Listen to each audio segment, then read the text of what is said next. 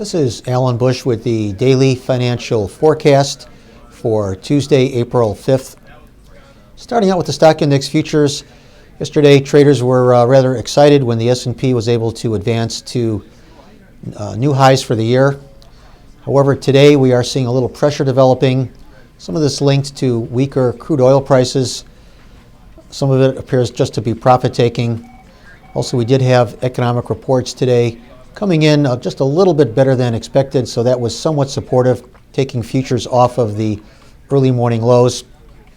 We do feel that overall the low interest rate environment will continue to support stock index futures through this year.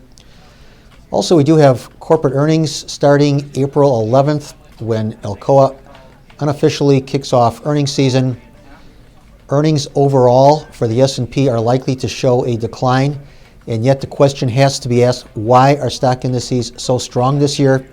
As we said, with S&P making some new highs for the year yesterday. And I think the answer is that rates are likely to stay low, and the Fed is probably not going to be very aggressive in their path toward higher interest rates. Now, moving over to the currencies, we are seeing the euro currency trading lower today. This after German factory orders showing a 1.2% decline. This compares to estimates of a 0.3% increase. So some negative numbers there. So that pressuring the pound, also supporting the dollar index, with the dollar index advancing a bit, even though we did have the U.S. trade deficit coming in larger than expected. A lot of pressure in the pound today. No specific news, at least not much that I could see. So it appears that traders are becoming more and more worried about the possibility of the UK leaving the European Union, as polls now starting to shift more toward the exit option. So we do feel that with that political uncertainty remaining, that the pound is probably going to continue to work lower, especially in advance of that June 23rd referendum. The yen advancing to a year-and-a-half high. Some of this linked to interest rate differentials as the Bank of Japan is slow to add more stimulus. Some of it is flight to quality buying that's coming into the yen. And the Canadian dollar and the Australian a little bit lower with weaker energy prices.